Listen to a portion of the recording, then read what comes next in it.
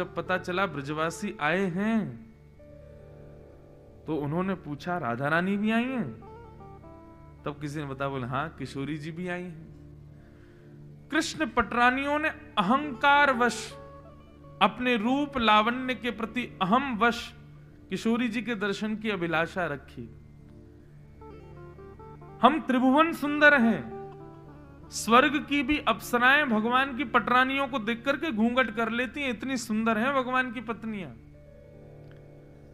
आज समस्त त्रिभुवन लोक नायक श्री कृष्ण की पत्नियां श्री किशोरी जी का दर्शन करने जा रही हैं और इस अहंकार में जा रही हैं, क्या हमसे ज्यादा सुंदर हैं? बंधुओं, कल मैंने क्या बताया था?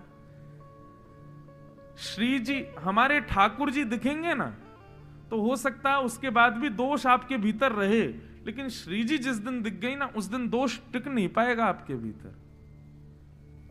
ठाकुर जी के दर्शन करके तो हम दोषों से निवृत्त करने की प्रार्थना करते हैं, पर श्री जी के सामने प्रार्थना करनी नहीं पड़ेगी। आपको अगर श्री जी ने देख लिया तो दोष टिकेगा ही नहीं आपके भीतर, ऐसी कृपा है हमारी श्री जी की।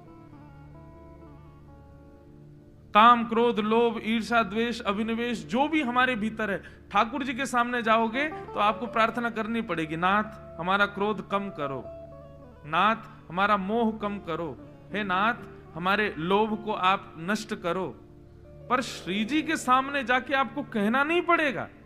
श्री जी यदि सामने आपको देख रही हैं तो जाती अनुभूति होगी कि आपका जो भी दोष था वो नष्ट हो गया।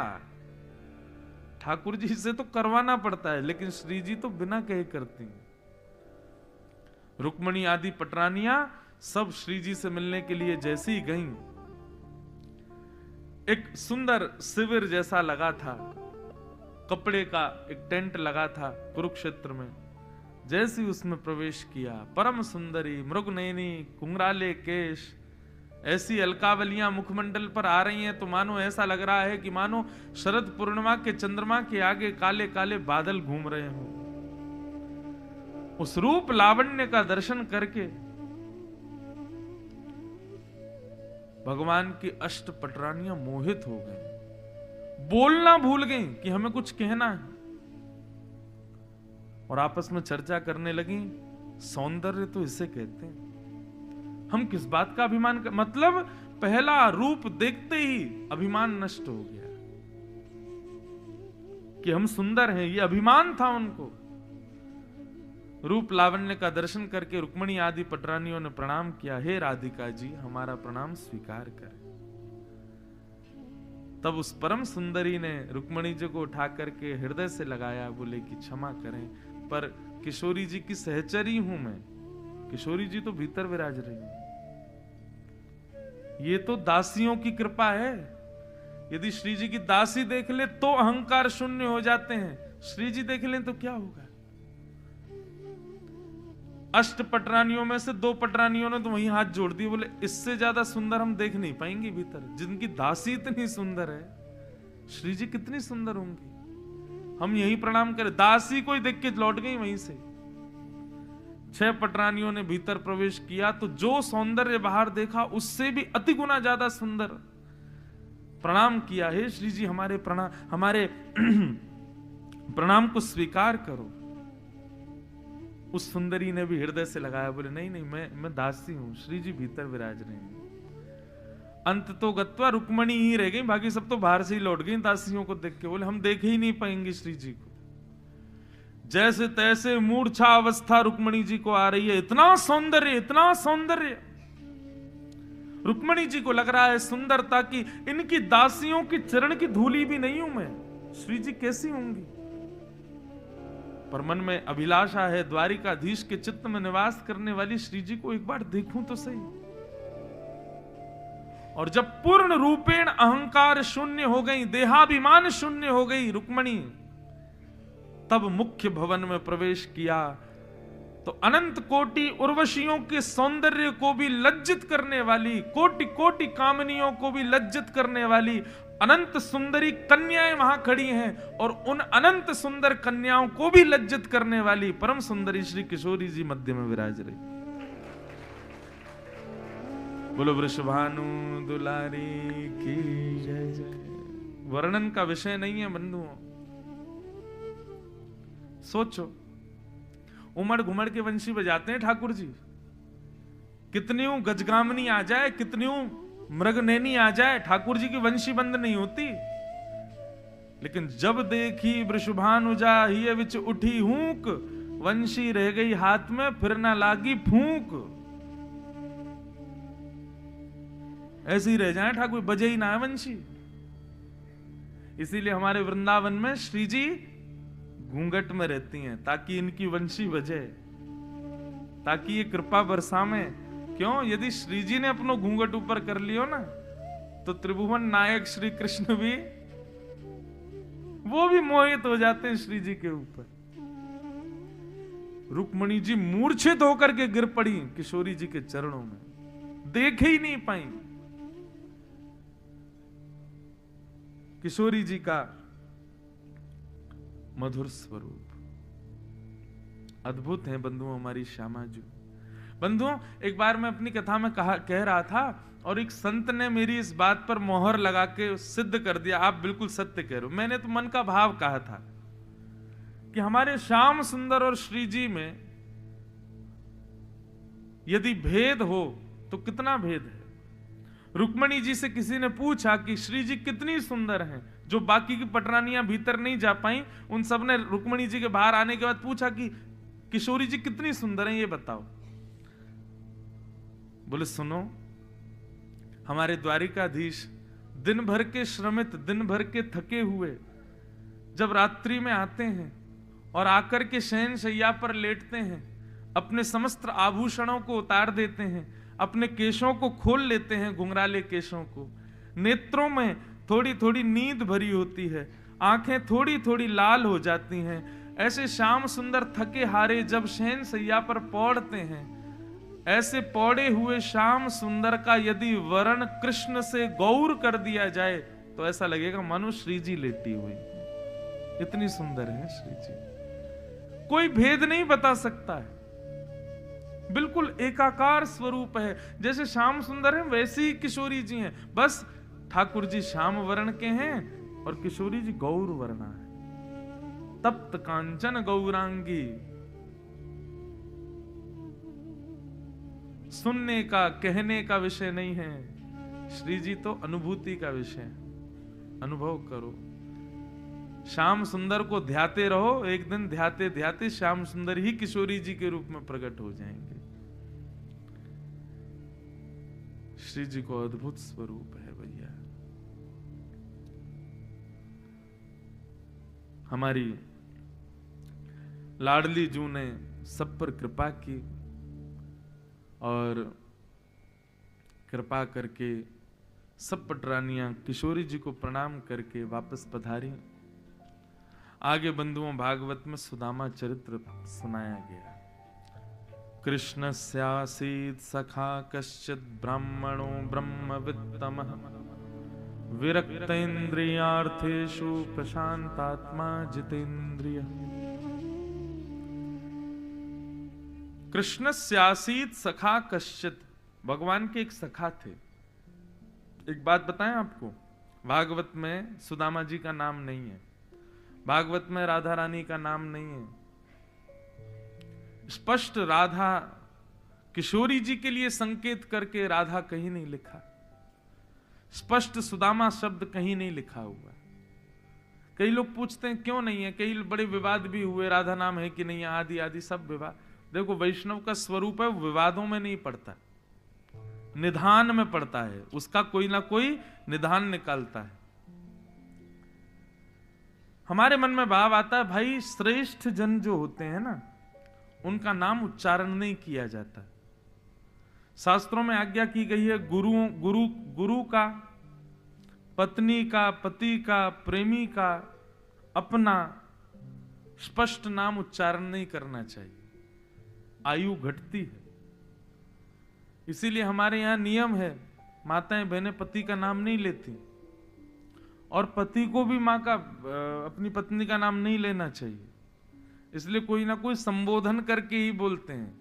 बच्चों की मां का नाम ऐसे करके बोलेंगे, मीनू की मां, इंद्रेश की मां, और माँ जो है मतलब पत्नी जो है वो पति को कुछ भी कह के बुलाती है, ए जी ओ जी, जो भी, सुनो जी।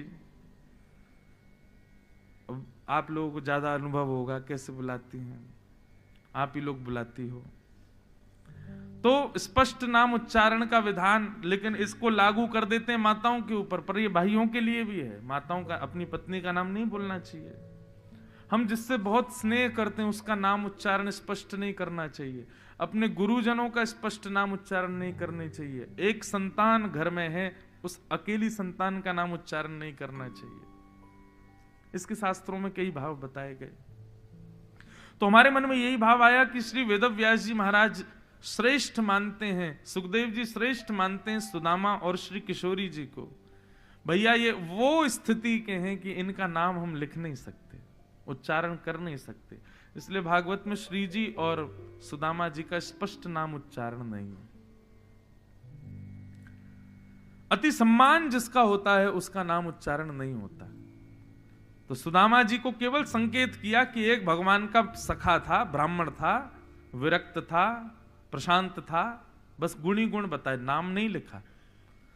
तो वैष्णव संत जनों ने विचार करके कह दिया कि भैया भगवान के सखा का नाम सुदामा।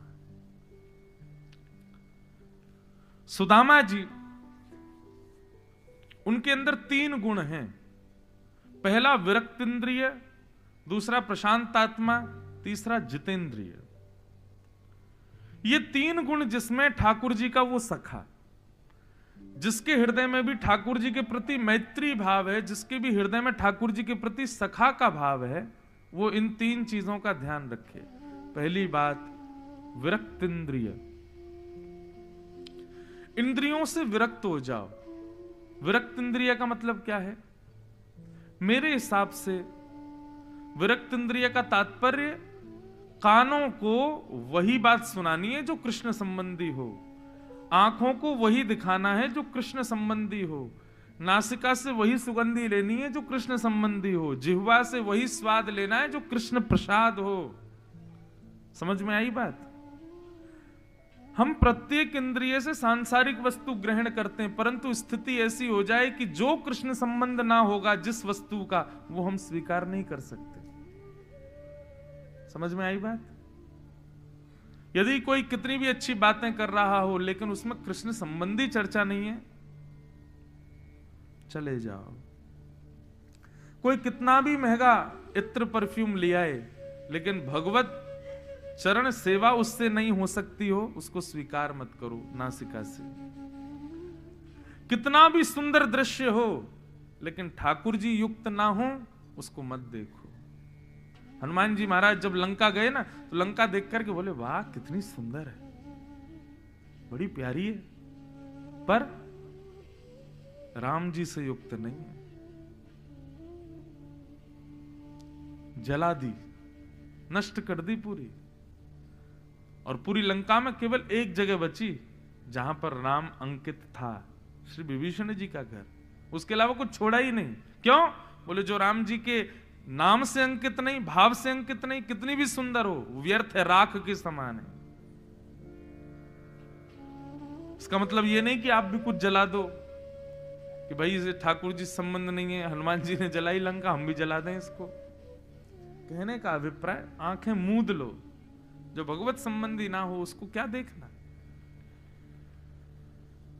हर वस्तु वो ग्रहण करो जो प्रसाद हो। आपको पता है हमारे वृंदावन बिहारी लाल क्या पहनते हैं?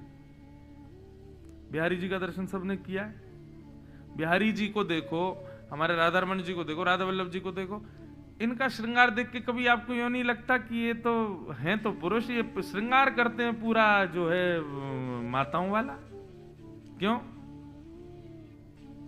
ऐसे पहनेंगे पूरी घाघर, उसके ऊपर फिर सिर पे गले में माला और पूरी ऐसी छोटी वोटी पूरी गूंथ गाथ के ठाकुर जी रहते हैं। क्यों? वृंदावन बड़ा रहस्यमय है बंधु। हमारे वृंदावन बिहारी लाल जी का जो श्रृंगार है ना, वो श्री जी का श्रृंगार धारण करते हैं। पहले श्री जी को पहनाया जाता है, जब श्री जी की वो प्रसादी हो जाती है तब बिहारी जी उसको पहनते हैं। नीचे पूरा घाघरा सा पहनेंगे, ऊपर बिल्कुल श्री जी जैसे वस्त्र धारण करेंगे, केवल अक्षय तृतीया के दिन पजामा पहनते हैं हमारे बिहारी जी, नहीं तो बाकी दिन तो उसी में श्री जी की तरह ही घूमते हैं। बिल्कुल श्री जी की प्रसादी जब हो जाती है तब उसको धारण करते हैं अपने ऊपर। बड़े बड़े भाव हैं भैया वृंदावन के, एक एक भाव का पुष्टिकरण यदि करने लग जाए तो पूरा समय वृंदावन रस में ही निकल जाए। ठाकुर जी भी श्री जी की प्रसादी बना करके पोशाक पहनते हैं, पर हम लोग हर उस वस्तु को स्वीकार कर लेते हैं जो ठाकुर जी से संबंधी ना हो। परंतु ठाकुर जी का सखा यदि बनना है तो ये एक नियम बना लीजिए, जो वस्तु ठाकुर जी को प्रदान न की गई हो उसको हम स्वीकार नहीं करेंगे, चाहे वो जीव की हो, चाहे आंखों की हो, चाहे नाक की हो, चाहे कान की हो, चाहे वस्त्रों के भाव से हो, कुछ भी स्वीकार करो, पहले भगवत संबंधी उसको बनाओ तभी स्वीकार करो। विरक्त इंद्रिय दूसरा गुण है सुदामा जी का, प्रशांत आत्मा। शांत नहीं, प्रशांत। ठाकुर जी को अत्यंत शांत रहने वाला प्रिय लगता है। आप देखो पंडरीनाथ भगवान शांत रहते हैं, बिहारी जी शांत रहते हैं, राधा रमन जी शांत रहते हैं, राधा वल्लभ जी शांति रहते हैं, कुछ बोलते करते नहीं।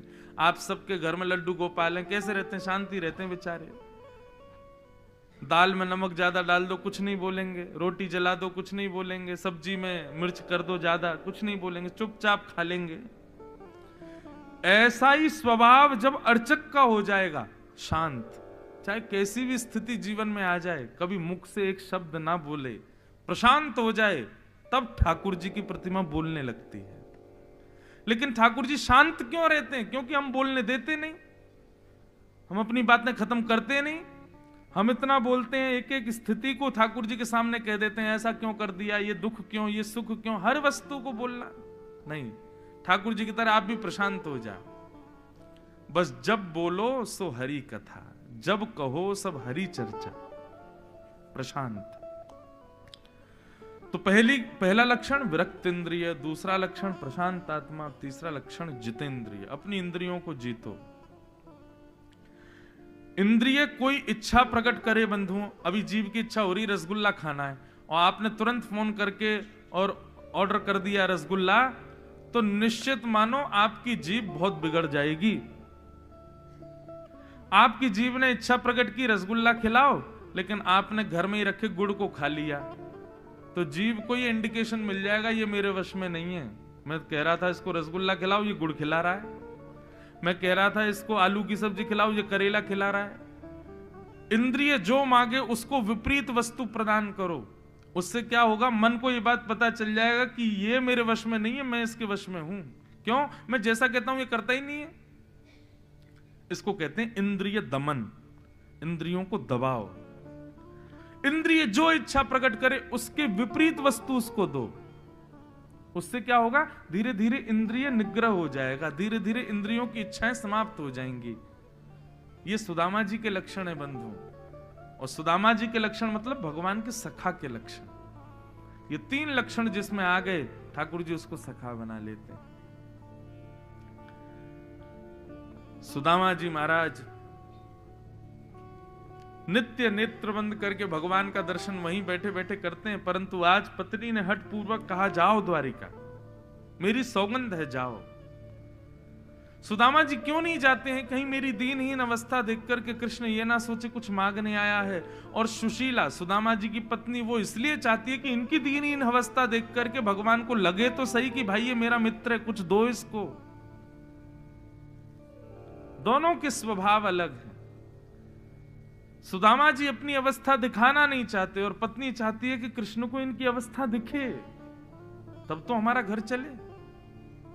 बंधुओं, कैसा निष्किंचन प्रेम है सुदामा जी का। हम लोगों कैसे हैं, हमारा एक व्यक्ति से संबंध हो जाता है तो हम दुनिया भर में गाते हैं, इस श्रेष्ठ से हमारा संबंध, इस श्रेष्ठ से हमारा संबंध। लेकिन सुदामा जी कभी उजागर नहीं करते कि कृष्ण मेरा सखा है। क्यों?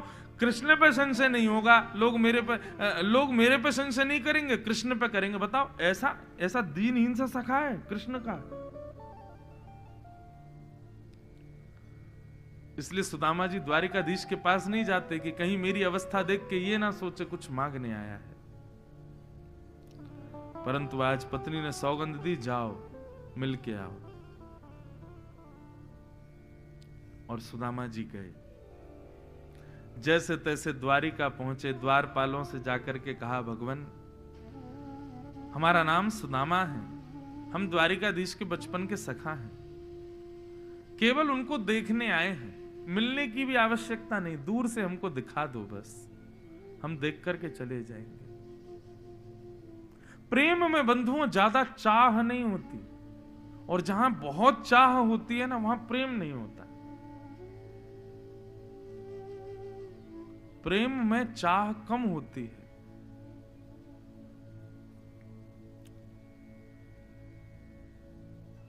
सुदामा जी को ज्यादा चाह नहीं कि कृष्ण मुझे मिले, मुझे बैठाए, सबको दिखाए कि देखो मेरा सखा।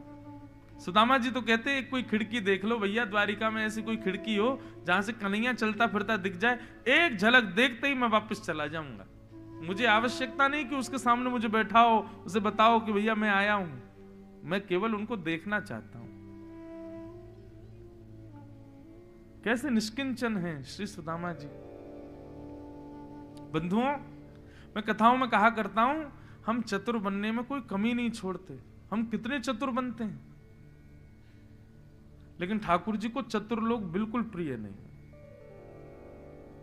जो सहज है, जो सरल है, जो निष्किंचन है, जो भोला है,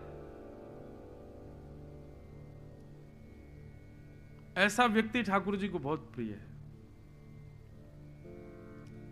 ज्यादा चतुराई में रहने वाले लोग संसार के प्रिय हो सकते हैं, लेकिन ठाकुर जी के प्रिय नहीं बन पाएंगे।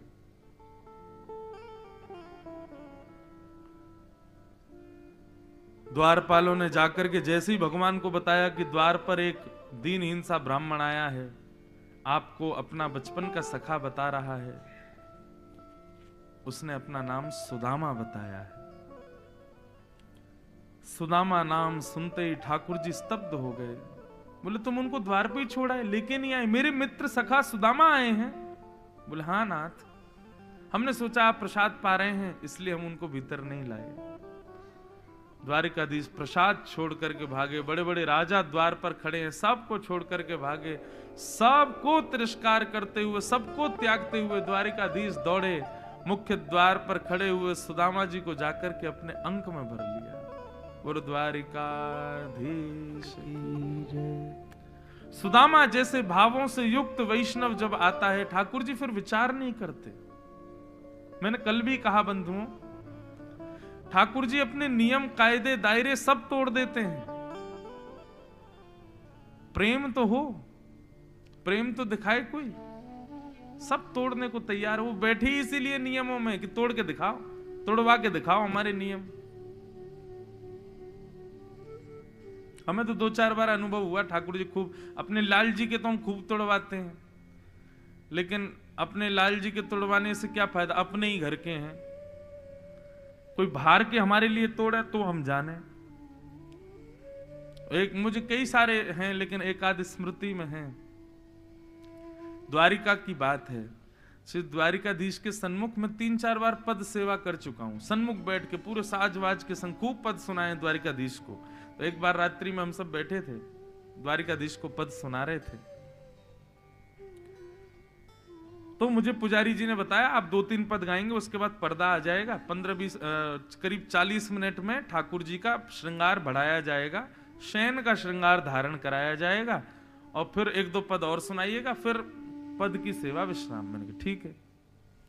अब जैसे ही वहां पद गाने प्रारंभ हुए महाराज, गाते गाते हम भी इतने आनंद में, पुजारी जी भी, पूरा परिवार इतने आनंद में कि ठाकुर जी के शयन का ही समय हो गया और ठाकुर जी पूर्ण श्रृंगार में ही बैठे थे।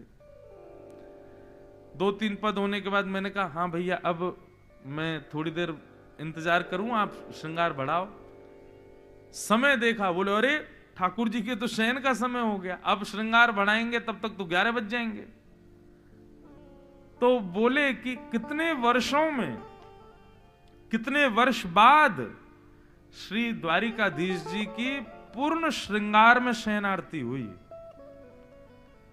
जहां द्वारिकाधीश सारा श्रृंगार बढ़ा करके सेवा में शयन में जाते हैं, उस दिन पूर्ण श्रृंगार में ठाकुर जी शयन में गए तो एक नियम टूटा। तो मन में बड़ा विचलित हो रहा था मैंने कि बताओ मेरी वजह से आज ठाकुर जी श्रृंगार में सोएंगे, रात भर उनको कष्ट होगा। पर तभी मन समझाया अपने आप को। मैंने कहा पुजारी जी, बाकी दिन आप श्रृंगार बढ़ा देते हैं तब ठाकुर जी को शयन कराते हैं, तो मतलब रोज ठाकुर जी शयन करते हैं, परंतु आज ब्रजवासी ने आके वाणी की सेवा करी और ठाकुर जी पूर्ण श्रृंगार में शयन करने जा रहे हैं, तो इसका मतलब आज शयन में नहीं जा रहे हैं। ये पूर्ण श्रृंगार करके आज किशोरी जी और समस्त गोपांगनाओं के साथ रास बिहार में जा रहे हैं, इसीलिए पूर्ण श्रृंगार में शयन हो रहा है। ये मुकुट आदि धारण करके शयन में नहीं जा रहे, ये तो आज रास में जा रहे हैं। आप भले ही कपाट बंद करो तो द्वारिकाधीश आज रुकेंगे ही नहीं। अब तो ब्रजवासी ने आगे 2-4 पद ऐसे सुना दिए, अब ये टिके ही नहीं पाएंगे। इसलिए आज ना तो आपको याद रहा ना मुझे याद रहा, सब भूल गए समय, और ठाकुर जी का श्रृंगार नहीं बढ़ा। अब ये जरूर रास बिहार में जाने वाले हैं, उसी की तैयारी में हैं, इसीलिए श्रृंगार में शयन कर रहे हैं। तो कितनी बार ये नियम टूटते हैं। ठाकुर जी कब तोड़ते हैं नियम? जब कोई प्रेमी अपना प्रेम प्रस्तुत करे, तोड़ते हैं ठाकुर जी नियम। भगवान दौड़ करके गए, सुदामा जी का स्वागत किया। देख सुदामा की दीन दशा, करुणा करके करुणा निधि रोए। पानी परात को हाथ छुयो नहीं, नैनन के जल सो पग धोए। सुदामा जी के चरणों को देखकर के ठाकुर जी को इतनी करुणा हुई कि नेत्रों से अश्रुपात होने लगा, और उसी अश्रु बिंदु के जल से ठाकुर जी ने सुदामा जी के चरण धोए। रुक्मणी जी को दे दिया, जाओ पूरी द्वारिका में इस जल का छिड़काव कर देना। तो सुदामा जी की चरण दल है, हमारी द्वारिका पवित्र हो जाएगी।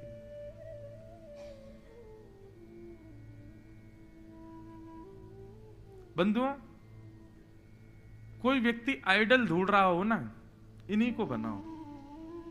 इन जैसे गुण, इन जैसा स्वभाव, इन जैसे विचारधारा किसी की नहीं हो सकती। हम संसार के लोगों को क्या आइडल मानते हैं अपना? कभी श्री कृष्ण के संपूर्ण भाव को देखो, उनका स्वभाव, उनका गुण, उनका प्रभाव, हर वस्तु उठा के देख लो, हर स्थिति में वो पूर्ण आइडल बनने योग्य हैं। एक हम यदि ठाकुर जी के गुणों को देख करके वो गुण अपने अंदर लाना प्रारंभ कर देना। मैं एक जगह जगन्नाथपुरी में कह रहा था कथा में कि भाई हम लोगों का स्वभाव कैसा है, हमें जो प्रिय नहीं लगता ऐसा कोई व्यवहार करे तो हम उससे बातचीत करना बंद कर देते हैं, उससे मिलना बंद कर देते हैं, उससे राम नाम शाम शाम भी बंद कर देते हैं। लेकिन हम सारी वो काम करते हैं जो ठाकुर जी को प्रिय नहीं है, फिर भी अपना मंदिर खोल के बैठे रहते हैं, कभी रोकते नहीं, कभी आने से हमको कभी मना करते नहीं।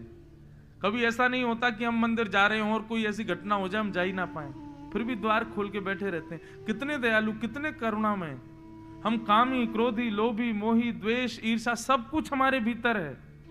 हम मंदिर भी जाते हैं तो बाहर 4 लोगों का दिल दुखा के ही आए हैं, ठाकुर जी को वो प्रिय नहीं, फिर भी ठाकुर जी हमसे मिलने के लिए बैठे रहते हैं, कभी अपने द्वार बंद नहीं करते। कैसा स्वभाव है ठाकुर जी का, और हम लोग बिल्कुल विपरीत। एक काम अनुचित हो जाए हमारे हृदय के, बस सारे रिश्ते नाते तोड़ देते हैं।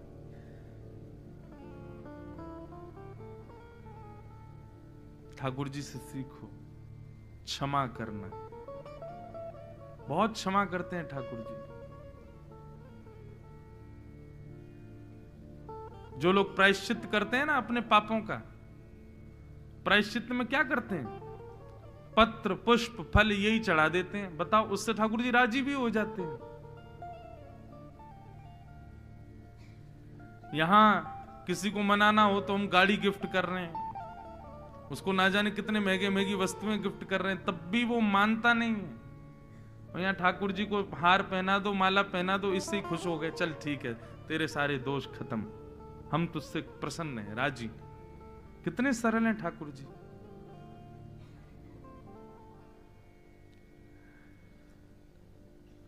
तो जीवन में यदि गुण लाने हैं ना, तो श्री कृष्ण जैसे लाओ।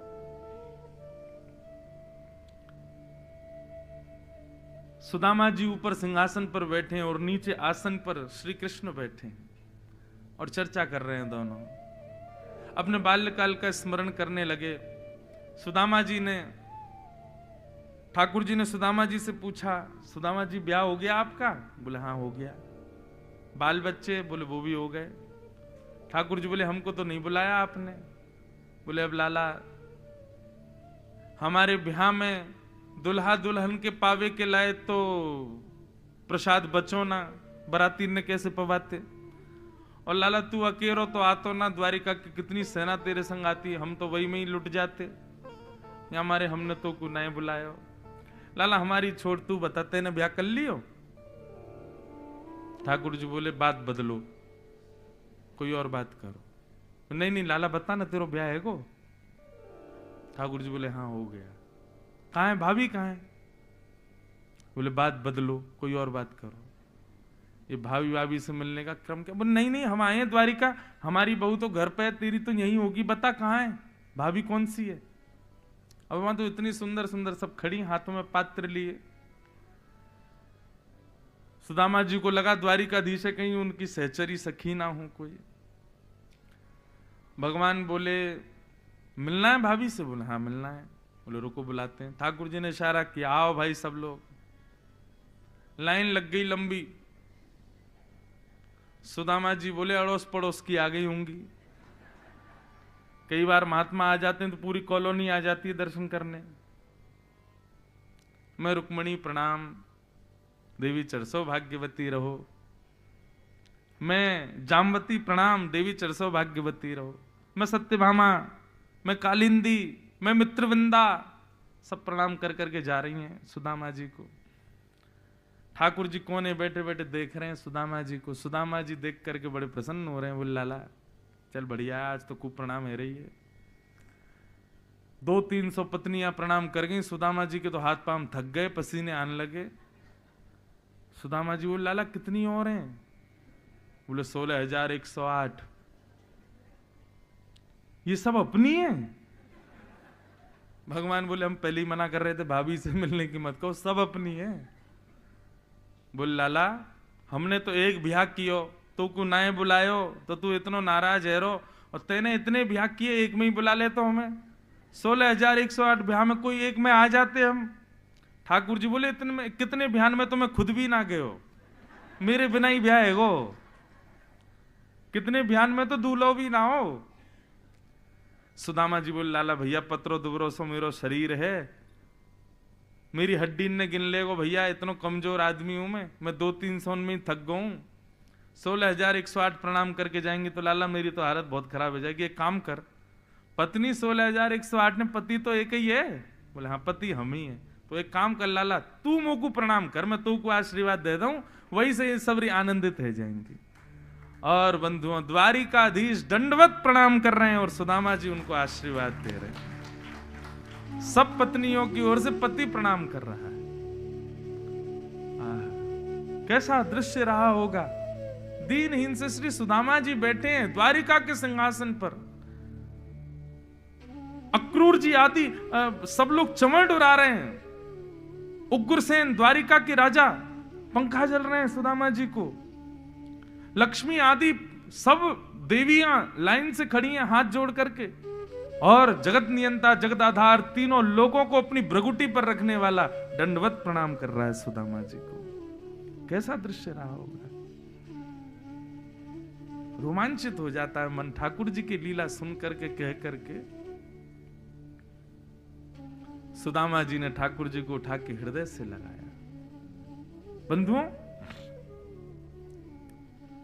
हम सबकी अभिलाषा होती है धनवान बनना है, हम सबकी अभिलाषा होती है ऐश्वर्यवान बनना है, हम सबकी अभिलाषा होती है अपना नाम वैभव ऐश्वर्य यश इतना फैला देना है।